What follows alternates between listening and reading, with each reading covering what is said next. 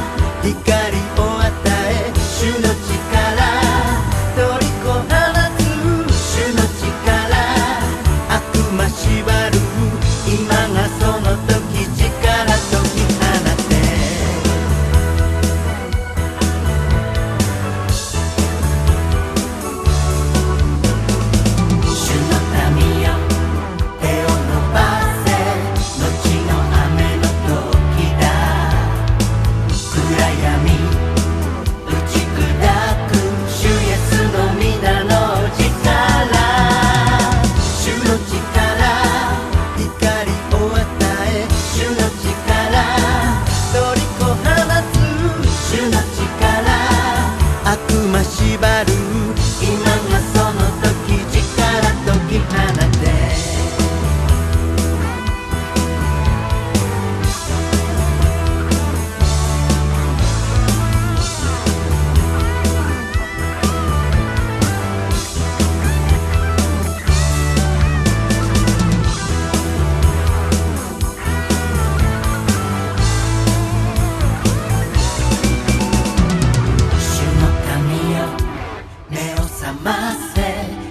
後の雨の時だ暗闇打ち砕く主イエスの皆の力主の力光を与え主の力取りこ放つ主の力悪魔縛る今がその時力解き放て主の力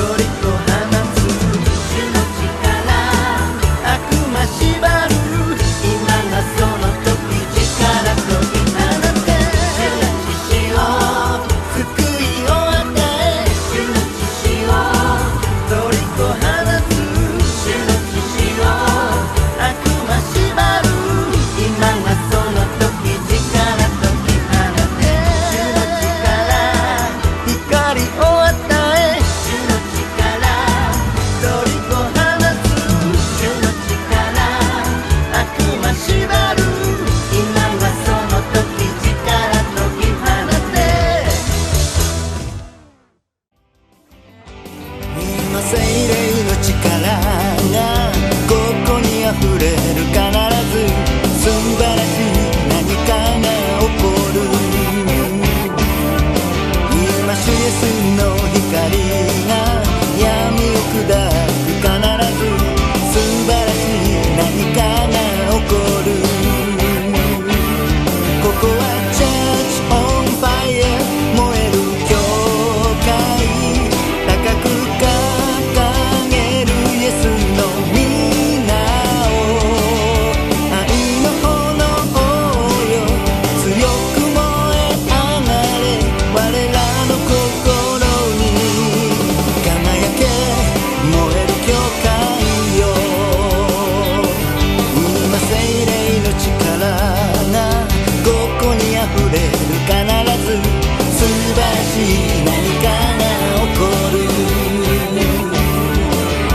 主イエスの光が闇を砕く必ず素晴らしい何かが起こる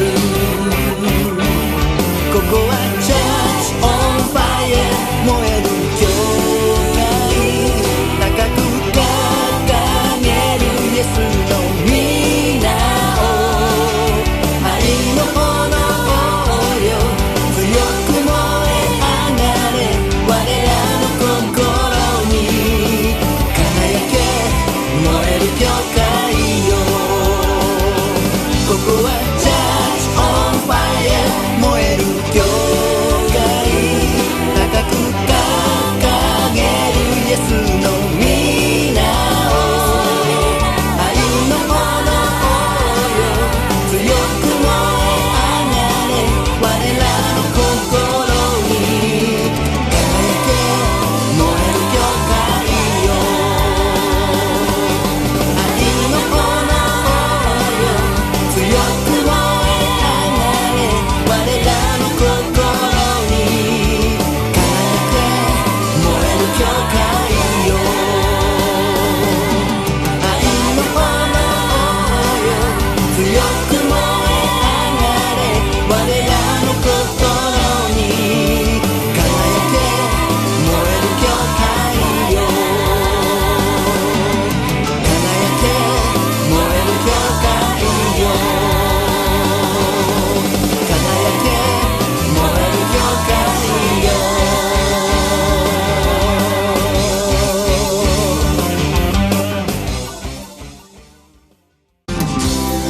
主の家は踊り出し、喜びが街に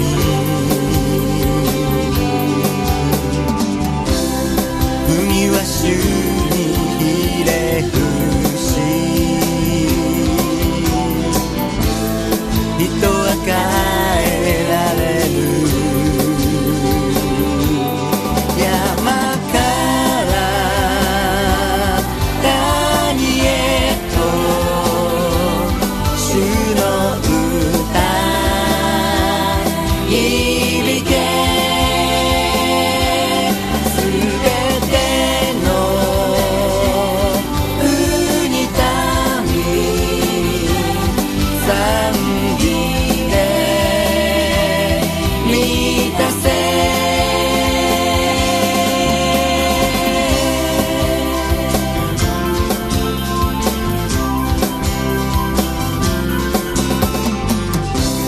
主の光よ輝け、暗闇を照らせ、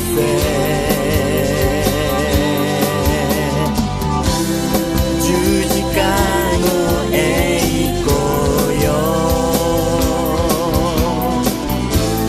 全地に道よ。山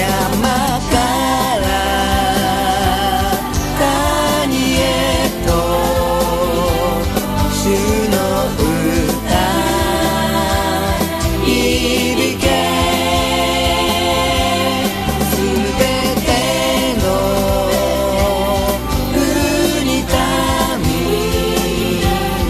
賛美で満たせ。山から谷へと主の歌響け、すべての国民賛美で満たせ。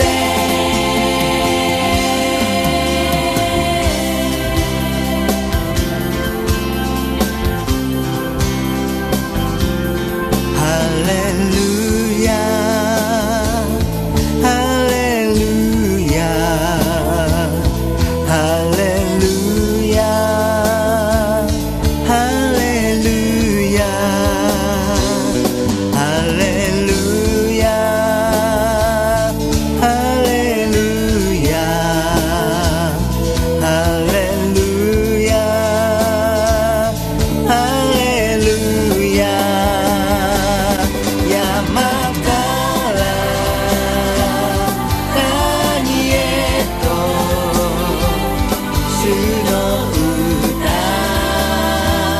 響け、すべての国民賛美で満たせ。山から谷へと主の歌響け、すべての国民賛美で満たせ。山から谷へと主の歌響け、すべての国民賛美で満たせ。山から谷へと主の歌響けすべての国民賛美で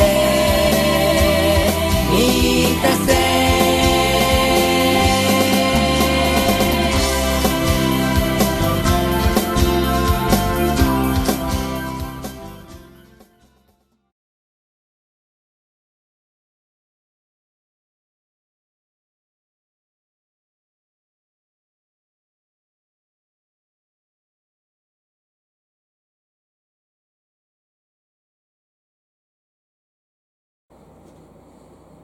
다 같이 기도드리고 예배를 시작하겠습니다.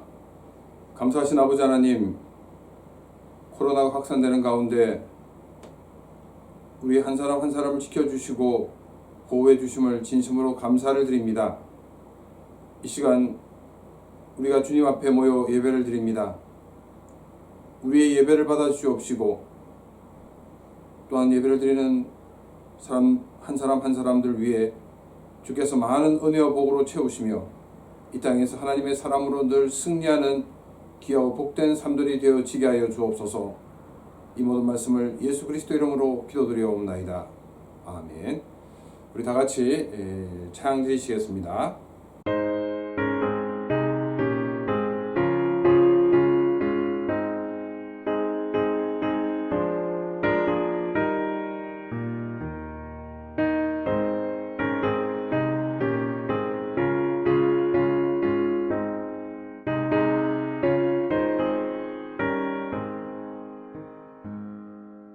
예수가 우리를 부르는 소리 그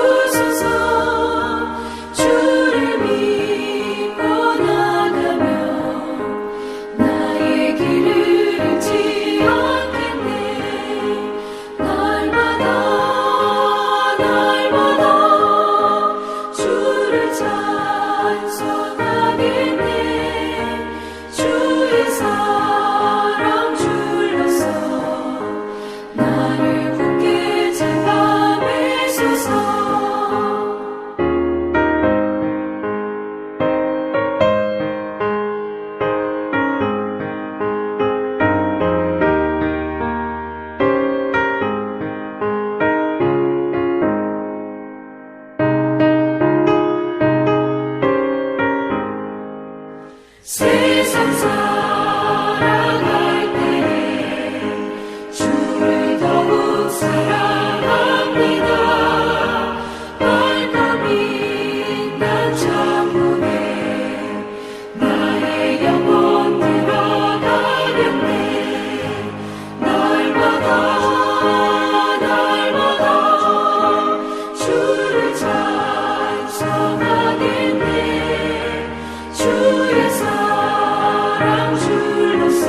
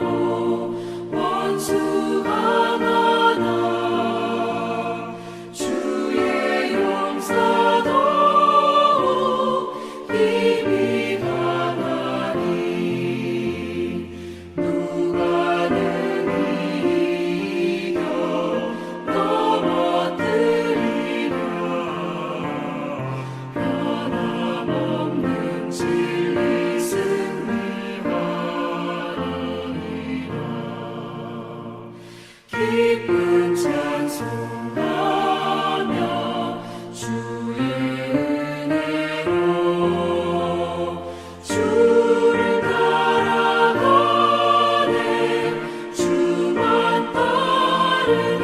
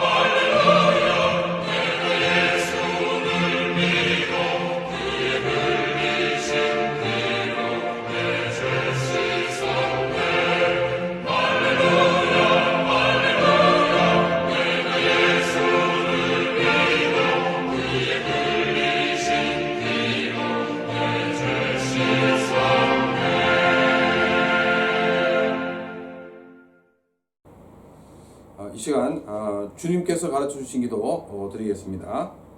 하늘에 계신 우리 아버지여, 이름이 거룩히 여김을 받으시오며 나라의 임하옵시며 뜻이 하늘에서 이룬 것 같이 땅에서도 이루어지리이다.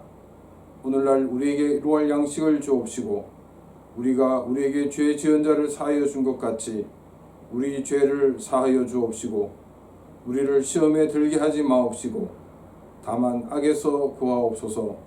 대개 나라와 권세와 영광이 아버지께 영원히 있사옵나이다. 아멘. 우리 이 시간 다 같이 찬양되시면서 준비하신 헌금 하나님께 드리겠습니다. 내게 있는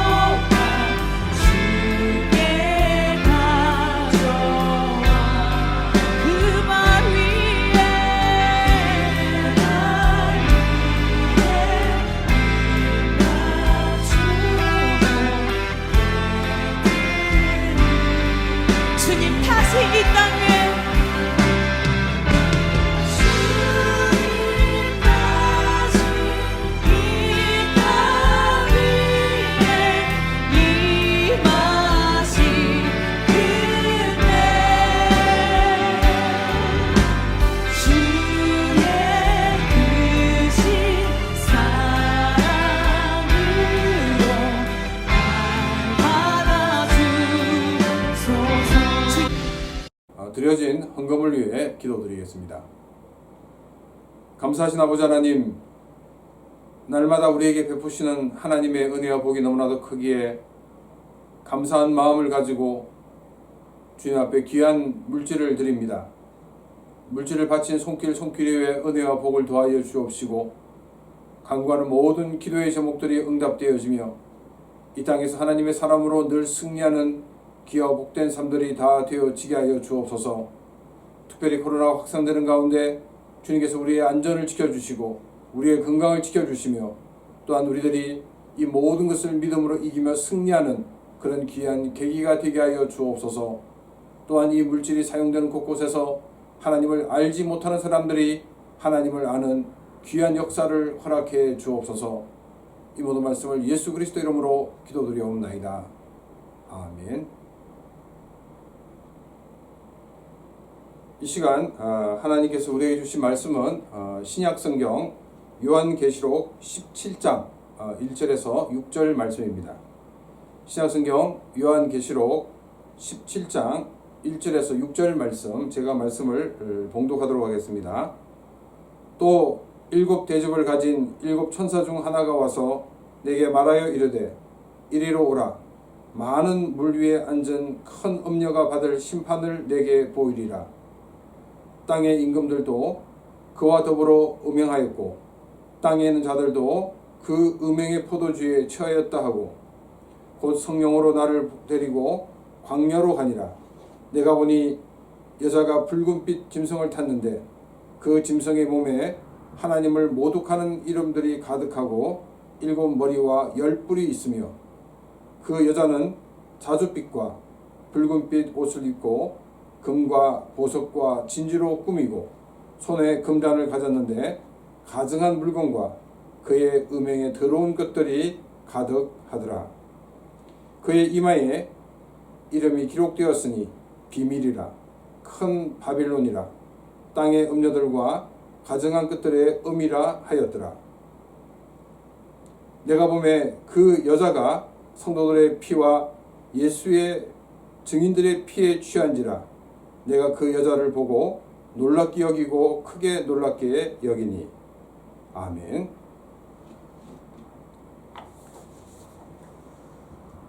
지난주까지 살펴보았던 그 대접재앙 중 7번째 대접재앙은 불꽃 축제로 말하면 이 클라이막스로 재앙에 대한 강한 인상을 남겨주어 하나님을 떠난 삶이 좀 더 구체적으로 말하면 황제 숭배를 하는 것이 얼마나 더 큰 피해가 있는 것을 알려주는 데 있습니다.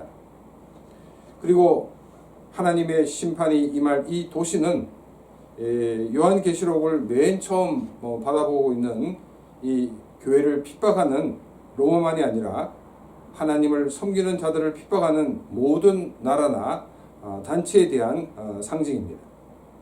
하나님의 백성을 괴롭히는 어떤 세력이라도 반드시 하나님의 심판이 있다는 것입니다. 하나님 백성을 괴롭힌 나라는 많이 있었습니다. 그런데 그 나라들은 오래전에 역사 속으로 사라졌습니다. 요한계시록을 처음 받아 읽고 있는 이 7교회 성도들에게는 하나님의 백성을 괴롭히고 또 역사 속에서 사라진 나라 이렇게 얘기하면 BC 539년에 페르시아에 의해 멸망된 바벨론이었습니다. 역사상에 있었던 많은 나라들은 이스라엘을 오랫동안 괴롭혔지만 이스라엘을 역사 속으로 사라지게는 하지 않았습니다. 그러나 이 바벨론은 남유다를 멸망시킴으로 하나님 백성이라는 이스라엘을 역사에서 사라지게 하였습니다. 남유다를 멸망시킨 바벨론은 자신들이 정복하고 있는 그리고 다스리고 있는 여러 나라로 흩어지게 하였습니다. 바벨론은 정복한 나라의 백성들을 세계 각지로 흩어지게 한 것은 조상 때부터 내려오는 자기의 땅을 바벨론에서 찾고자 하는 그런 저항을 원칙적으로 봉쇄하려는 정책이었습니다. 이 정책으로 하나님의 백성들은 하나님의 약속의 땅을 떠나야만 했던 것입니다. 하나님의 백성이 하나님의 약속의 땅을 떠나는 것이 가장 큰 비극이었습니다. 하나님이 아브라함에게 약속하신 약속의 땅에서 쫓겨나 세계로 흩어져 산다는 것은 하나님과의 약속의 단절을 상징하기 때문에 가장 큰 비극이었던 것입니다. 다른 무엇보다도 하나님의 약속에서 멀어지게 하는 것이 하나님 백성을 괴롭히는 일이었습니다. 로마는 이 황제 숭배를 통해 크리스천들을 하나님의 약속에서 멀어지게 하였습니다. 그리고 끝까지 하나님의 약속에 머물기 위해 황제 숭배를 하지 않는다고 하면 고문을 하고 또 경제적으로 어려움을 겪게 하고 순교를 당하게 하였습니다. 크리스천들 가운데는 고문이 무서워서 또 경제적인 어려움이 무서워서 믿음을 버리고 황제 숭배에 참여하는 사람들도 있었습니다. 이것이 로마의 죄이고 이 죄가 바벨론의 죄인 것입니다. 21세기를 살아가고 있는 크리스천들을 하나님의 약속에 거하지 않게 하기 위해 사탄은 다양한 방법으로 우리 크리스천들을 넘어뜨리려 하고 있습니다. 21세기의 새로운 모습으로 변신하여 크리스천들의 믿음을 버리게 하는 우리 가운데 숨어있는 바빌론을 찾아야 합니다. 나의 신앙을 흔들어 하나님을 떠나게 하는 그 바벨론을 우리는 찾아야 합니다. 우리가 만나게 되는 이 바벨론은 너무나도 강대합니다. 우리의 힘으로는 도저히 이길 수 없는 존재가 바로 바빌론입니다. 그러나 성경은 우리에게 뭐라고 말하냐면 그 강력한 바빌론이 멸망하게 되고 만다는 것입니다.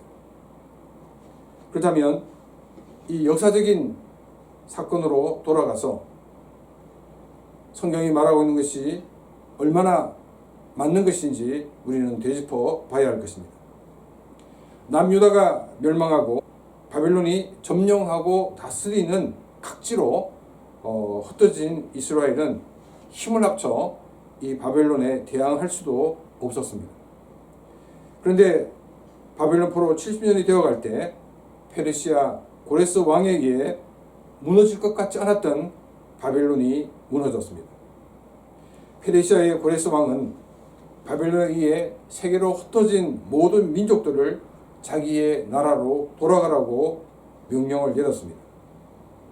영원히 세계를 다스릴 것만 같았던 바벨론이 멸망하였고 하나님의 백성은 약속의 땅으로 돌아갈 수 없었을 것 같았는데 하나님의 약속의 땅으로 돌아갈 수가 있게 되었습니다. 하나님의 백성으로 하나님의 약속의 땅에 살 수 없게 했던 그 바벨론이 페르시아에 의해서 멸망하고 하나님의 약속의 땅에 돌아가게 되었던 것입니다. 하나님의 백성을 괴롭힌 바벨론이 멸망했다는 역사적인 사건을 통해 그 어떤 세력이라도 하나님의 백성의 신앙을 위협을 가하는 자들은 바벨론과 같이 망한다는 것을 보여주고 있는 것입니다. 일곱 교회 성도들 앞에 있는 강력한 로마도 하나님 백성의 믿음을 흔들기 위해 고문을 하고 또 경제적인 어려움을 겪게 하고 순교를 당하게 하기 때문에 바벨론과 같이 역사에서 사라지고 만다는 것을 말씀하고 있습니다. 21세기를 살고 있는 우리에게는 로마가 역사에서 사라진 것처럼 하나님 백성을 박해하는 모든 세력들은 하나님의 심판을 반드시 받게 될 것이기 때문에 하나님의 은혜 안에 거하며 하나님의 약속을 굳게 붙잡으라고 말씀을 하고 있습니다. 오늘 읽은 17장과 18장과 함께 바벨론의 멸망을 좀 더 구체적으로 클로즈하여 설명을 하고 있습니다. 바벨론의 멸망은 일곱 교회 성도들에게는 로마의 멸망을 말하고 있는 것이었습니다. 우리들에게는 하나님 백성을 핍박하는 모든 세력들이 반드시 멸망할 것을 말씀하고 있는 것입니다. 한 걸음 더 나아가 그렇기 때문에 믿음을 지키고 살아야 하는 것을 알려주고 있습니다. 대접재앙을 통해 하나님의 심판이 두려워서라도 믿음을 떠나서는 안 된다는 것을 우리의 마음에 주었습니다. 계속적으로 하나님의 백성을 괴롭히는 나라가 반드시 망하기 때문에 어떤 일이 있어도 믿음을 지켜야 된다는 결단을 하도록 이 바벨론의 멸망을 소개하고 있는 것입니다. 1절 말씀을 보겠습니다. 또 7 대접을 가진 7 천사 중 하나가 와서 내게 말하여 이르되 이리로 오라. 많은 물 위에 앉은 큰 음녀가 받을 심판을 내게 보이리라. 7 대접 재앙에 참여한 천사 중 하나가 요한을 자기에게로 오라고 하였습니다. 요한을 부른 이유는 큰 음녀가 받을 심판을 보여주기 위해서라고 말씀하고 있습니다. 이제까지 등장하지 않았던 큰 음녀라는 단어가 등장을 하였습니다. 우리는 이 음녀라는 단어를 읽는 순간 구체적으로 규정하기는 어렵더라도 하나님을 믿는데 방해가 되는 혹은 하나님을 믿는데 방해하는 세력이라는 것을 직감적으로 알 수가 있었을 것입니다. 이 음녀가 누구인지를 알기 위해서는 먼저 이 음녀라는 단어 앞에 나오는 수식어를 살펴보아야 합니다. 많은 물 위에 앉은 큰, 여기까지가 이 음녀의 수식어입니다. 물은 15절에서 많은 나라를 상징한다라고 해석을 해놓았습니다. 그 해석적인 면은 다음 주에 살펴보기로 하고, 오늘은 이 단어들이 주는 의미가 무엇인가를 함께 생각을 해보고자 합니다. 많은 물 위에 앉았다는 것은 바로 이 바벨론을 표현하고 있는 그 같은 표현입니다. 티그리스 강과 유프라데스 강 사이에 있던 바벨론은 물 위에 앉아 있는 것과 비슷했기 때문입니다. 이 고대 바벨론은 세계 문명 발생지 중에 하나일 정도로 좋은 위치를 차지하고 있었습니다. 세계 문명이 발생지가 된 것은 티그리스 강과 유프라테스 강이 있었기 때문입니다. 강은 땅을 비옥하게 하여 풍성한 수확을 얻게 하였습니다. 그리고 강은 이 적의 공격을 막는 역할을 하였기 때문에 삶이 안정이 되게 되었습니다. 이처럼 티그리스 강과 유프라테스 강은 많은 수확을 얻게 하고 또 안정적인 삶을 주었습니다. 이런 상황이 문명의 발생지가 되게 하였습니다. 그런데 죄로 타락한 인간들은 조금 먹고 살만하면 타락한 보숭이 슬금슬금 기어나와 사회 전체를 타락하게 만듭니다. 그 사회가 타락을 했는가 하지 않았는가의 근거는 성에 대한 개념을 통해 알 수가 있습니다. 사회 타락의 근거를 꼭 성에만 국한시키냐고 문제를 제기하는 사람들도 있을 것입니다. 사회의 타락한 모습이 성적이면 말고 부정부패를 그 척도로 말할 수 있지 않느냐고 말할 수 있을 것입니다. 그런데 이 부정부패 속을 헤집어 보면 그 정점에는 반드시 성적인 방종이 있다는 것을 우리가 보게 됩니다. 죄로 타락한 인간은 자신들의 성적인 이 방종을 정당화시키기 위해 종교적인 것과 연결시켜 놓았습니다. 자기들이 섬기는 신들에게 제사를 드린 다음에 꼭 신전에서 고용되어 있는 여사들과 성적인 관계를 가지게 하였습니다. 성적인 방종이 아니라 신에 대한 충성의 표시로 둔갑을 시켜 놓았습니다. 이것이 양심의 가책을 느끼지 못하도록 하였습니다. 또 종교를 무시하는 21세기에 사는 사람들은 성적인 방종이 인간의 자유를 찾는 것으로 사람들을 쇠뇌하여서 양심의 가책을 느끼지 않게 하고 있습니다. 많은 물 위에 앉은 큰 음녀는 남유다를 멸망시킨 바벨론을 말하고 있습니다. 이 바벨론이라고 이름을 사용할 때는 하나님의 백성을 괴롭힌 나라라는 그 같은 의미를 부각시킬 때입니다. 이 음녀라는 이 단어가 나올 때는 시대마다 다양한 모습으로 등장하는 그 가운데 감추어진 이들이 가지고 있는 바로 그 죄성을 지적할 때 사용하고 있는 단어입니다. 먼저 하나님과의 관계에서 하나님으로부터 창조를 받은 존재가 창조주 하나님을 떠나 우상을 섬기는 것은 영적으로 간음을 하는 존재라는 것을 말하고 있습니다. 또한 하나님을 떠난 인간들은 우상을 섬기면서 자신들의 죄성을 만족시키기 위해 종교의 이름을 빌려 음행을 정당화하여 자기만이 아니라 사회 전체가 양심의 가책을 느끼지 못하게 하고 있습니다.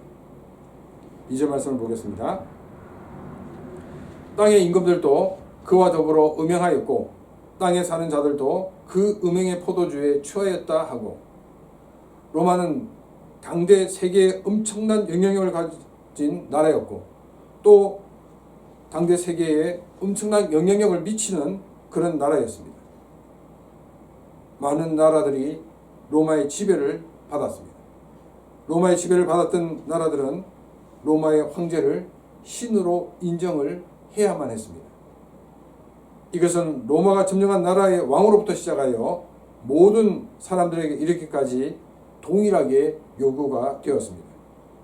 만일 로마의 요구를 거절하면 그것은 로마에 대한 반역으로 간주하고 로마와의 전쟁을 치르는 대가를 지불했어야만 했던 것입니다. 로마에 의해 정복을 당한 많은 나라들이 로마의 무력 앞에 살아남기 위해서는 어쩔 수 없는 선택이었을 것입니다. 그런데 성경은 이러한 상황에 대해 그 음행의 포도주에 취하였다라고 말하고 있습니다. 그 음행의 포도주에 취했다는 것은 중독이 되었다는 것입니다. 처음에는 어쩔 수 없이 황제 숭배의 자리에 나갔을 것입니다. 그런데 점점 참여 횟수가 늘어나면서 황제 숭배와 그 이후에 행해지는 행음을 즐기게 되었습니다. 더 나아가 행음이 없이는 삶의 균형이 무너지는 강한 중독 증상까지 보이게 되었습니다.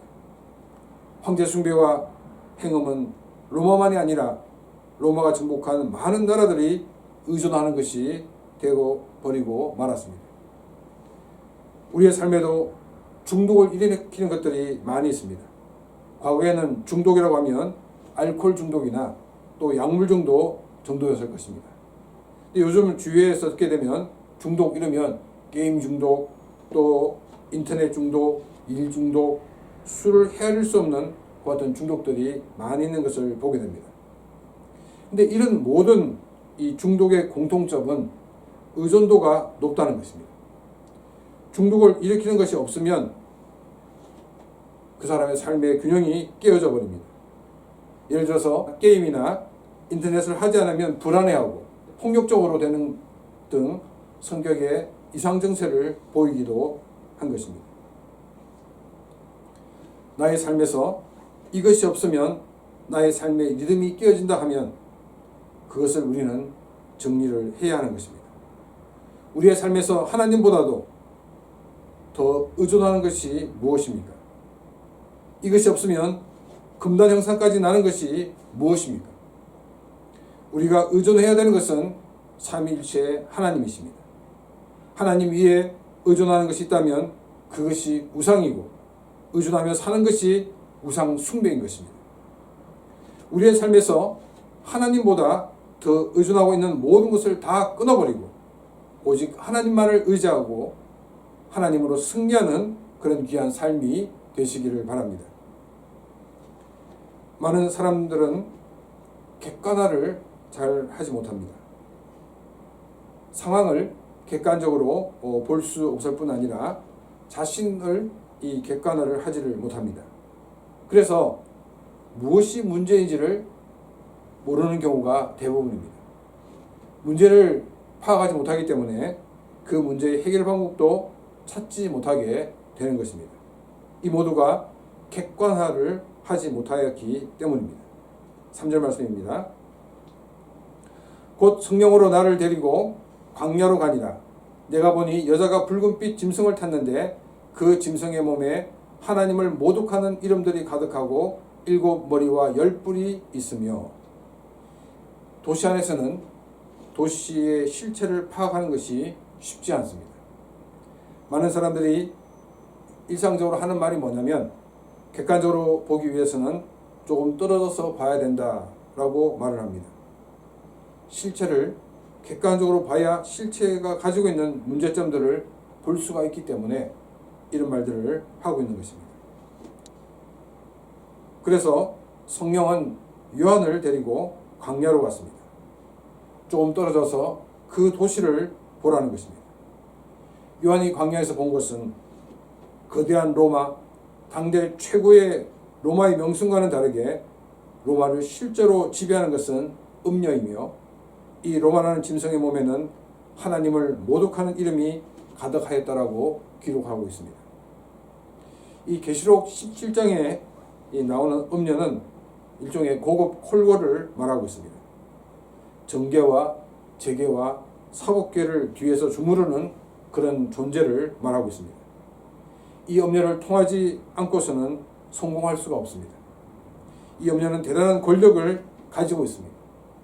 이 음녀의 힘을 조금만 빌리면 모든 문제가 간단히 해결될 수가 있습니다.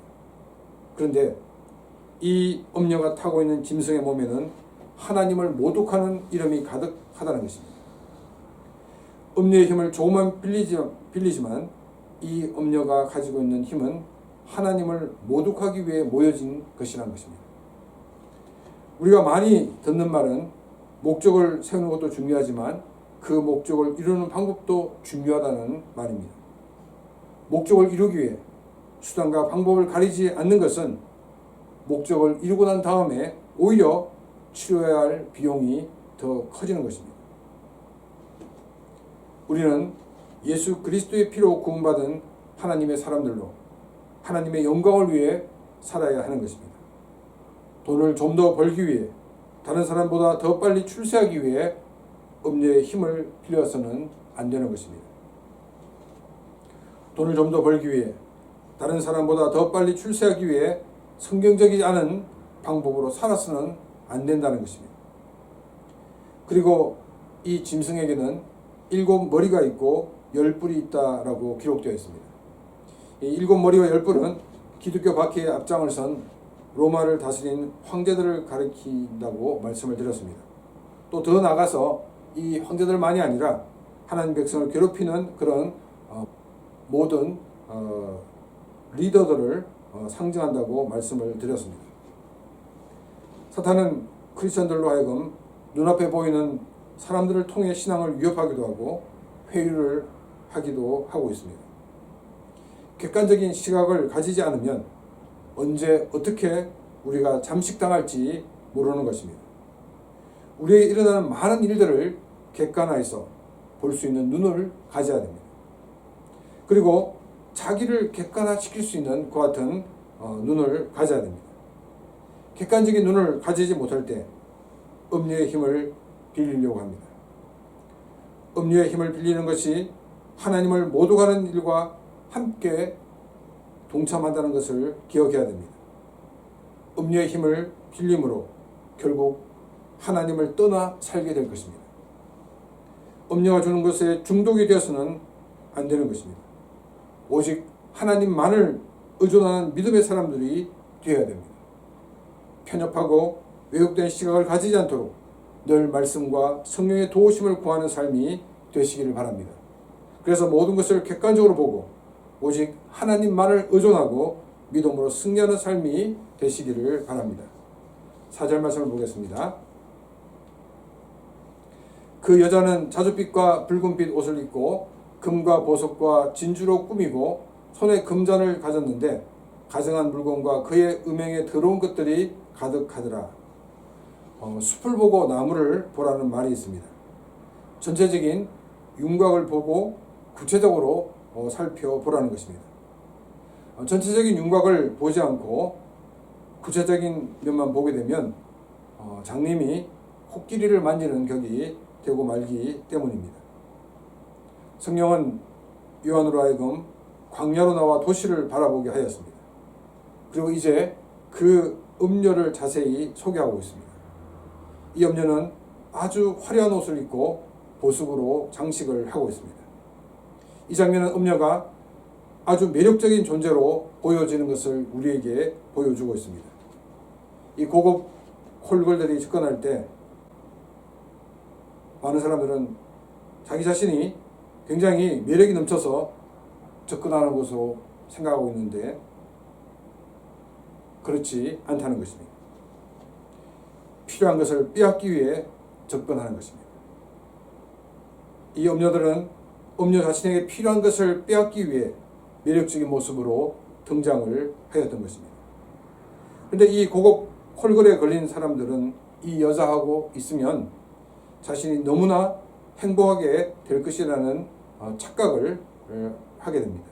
그래서 이 여자가 요구하는 모든 것을 다 들어주고 다 내어주고 심지어 가정도 깨어지고 나중에는 만신창이 되어 버림을 받게 되는 것을 보게 됩니다.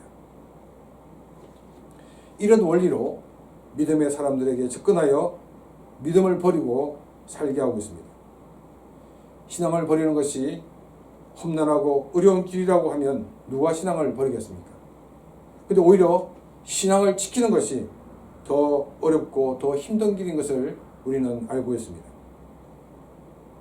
매혹적이고 달콤하게 보여지기 때문에 많은 사람들은 하나님에 대한 믿음을 버리게 되는 것입니다.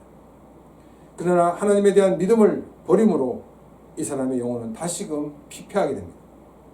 삼손이 자기의 힘의 비밀을 드릴라에게 다 말함으로 머리가 밀리고 힘을 쓰지도 못해 사람들의 조롱을 받게 되는 신세가 되는 것과 같은 신세가 되는 것입니다. 그리고 이 음녀는 손에 금잔을 들고 있는 것을 보게 됩니다. 그 금잔에는 무엇이 들어있습니까? 가증한 물건과 그의 음행에 더러운 것이 가득하였다라고 말씀하고 있습니다. 음녀가 가진 이 금잔을 들고 있는 것을 보았을 때 금잔에 최고급 포도주가 들어있을 것이라고 생각들을 하였을 것입니다.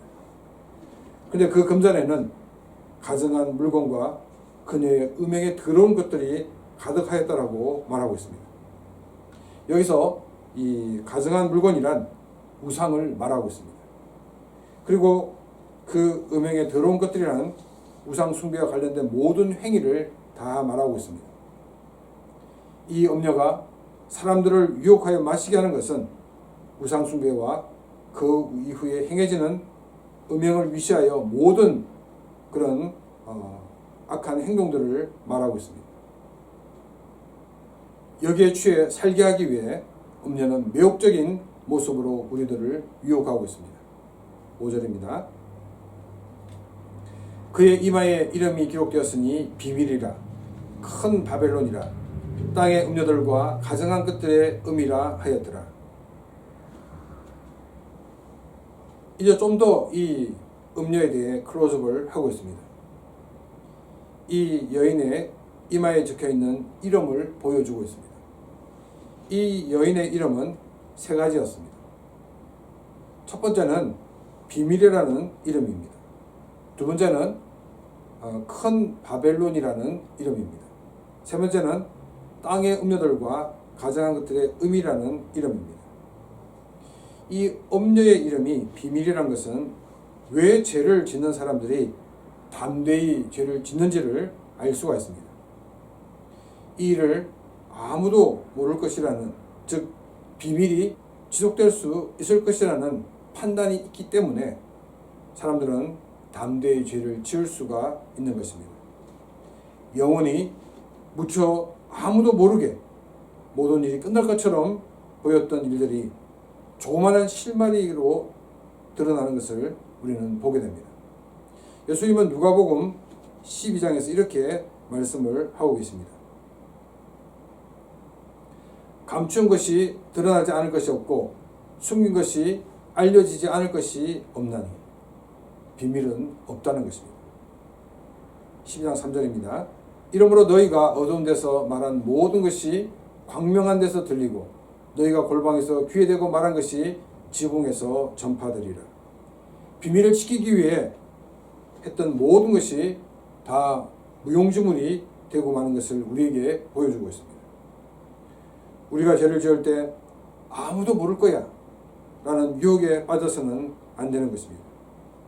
이 세상의 모든 비밀이 다 폭로될 날이 있는 것입니다. 이 음녀에게 새겨진 이름이 또한 큰 바벨론이라고 말하고 있습니다. 바벨론은 앞에서도 이야기했던 것처럼 하나님 백성을 핍박하는 대명사입니다. 이 음녀의 유혹은 혼자 죄를 짓는 데 끝나는 것이 아니라 믿음을 지키고 있는 사람들을 조롱하고 핍박하는 자리까지 나가게 된다는 것입니다. 많은 사람들이 함께 죄를 짓는 자리에 있어야 자신이 죄인이 되지 않기 때문입니다.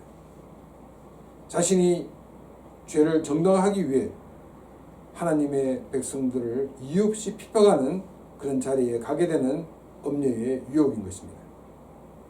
또 이 음녀의 세 번째 이름은 땅의 음녀들과 가증한 끝의 음이라는 것입니다. 이것은 성적으로 타락하게 나가는 근원이 된다는 것을 우리에게 말하고 있습니다. 6절입니다. 또 내가 보매 이 여자가 성도들의 피와 예수의 증인들의 피에 취한지라 내가 그 여자를 보고 놀랍게 여기고 크게 놀랍게 여기니. 이 음녀는 성도들의 피와 예수의 증인의 피에 취해 있다라고 말하고 있습니다. 크리스천들은 크리스천으로 하나님을 배반하고 황제 숭배를 하고 음행에 동참하기를 권유할 때 일부 그 유혹에 넘어간 사람도 있지만은 많은 크리스천들은 믿음으로 이 유혹을 거절하였습니다. 근데 유혹을 거절하는 대가는 너무나도 혹독하였습니다. 믿음을 지키는 크리스천들의 목숨을 빼앗아 갔기 때문입니다. 이 음녀는 아무 죄도 없는 크리스천들을 죄인이라고 규정하고 무참하게 죽였고 그 크리스천들이 흘리는 피를 보고 희열을 즐겼던 것입니다. 이 모습을 본 요한은 내가 이 여자를 보고 놀랍게 여기고 크게 놀랍게 여겼다라고 말하고 있습니다. 이 음녀의 죄가 얼마나 큰가를 우리에게 보여주고 있는 말씀입니다. 한국 속담에 바늘 도둑이 소독된다는 말이 있습니다. 작은 것 하나가 계기가 되어 큰 잘못을 행하게 된다는 것을 우리에게 알려주는 교훈입니다. 우리의 다가오는 유혹도 90도 정도 혹은 180도 정도의 다른 모습으로 우리에게 다가오지 않습니다. 45도도 아닙니다. 0.1도의 차 정도의 모습으로 다가옵니다. 그러나 0.1도가 곧 1도가 되고 10도가 되고 180도가 되는 것입니다. 이런저런 많은 유혹들은 결국 하나님을 떠나게 합니다. 믿음의 사람으로 사는 것을 포기하게 합니다. 그리고 자기 혼자만 그런 삶을 사는 것이 아니라 믿음을 지키려고 하는 사람들로 하여금 믿음을 포기하고 자기와 같은 길을 걸으라고 종용을 하고 있습니다. 이것이 더 큰 죄인 것입니다. 음녀는 오늘도 매혹적인 모습으로 금잔에 든 것을 마시도록 유혹을 하고 있습니다. 0.1도의 차이지만 금방 1도가 되고 10도가 되고 180도가 되어 믿음과 상관없는 삶을 살게 되는 것입니다. 내가 어둠 속에서 아무도 모르게 짓는 죄가 영원히 비밀로 지켜지지 않는다는 것입니다. 모든 것이 드러나게 됩니다. 음녀는 자기의 유혹에 넘어오지 않는 크리스천들의 삶을 위협할 것입니다. 그러나 우리는 1절 말씀을 기억해야 합니다.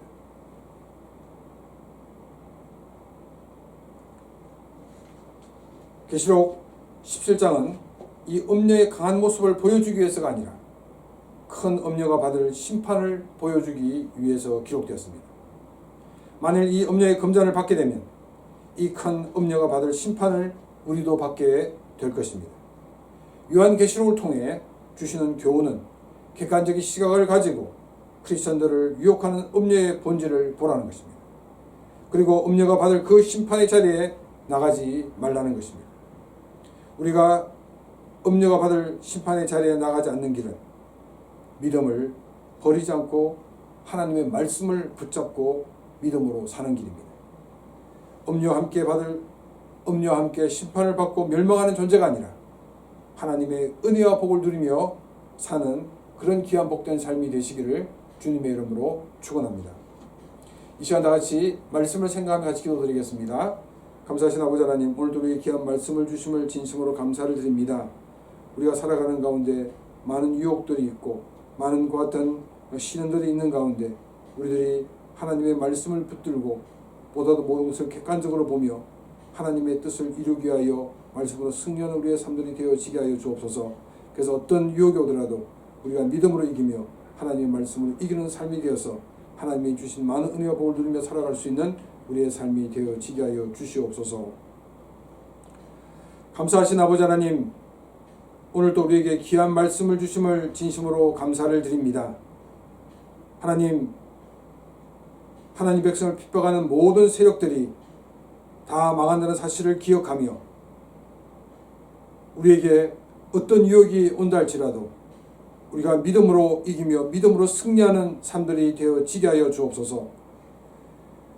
그렇게 위하여 우리에게 객관적인 눈을 주시옵소서.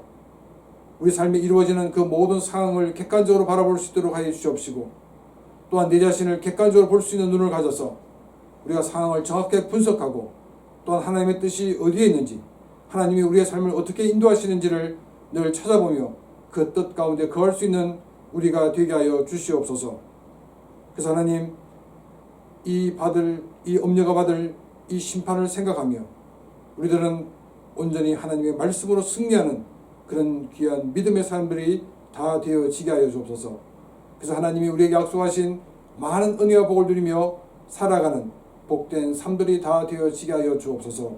이 모든 말씀을 예수 그리스도 이름으로 기도드리옵나이다. 아멘. 다 같이 찬양 드리겠습니다.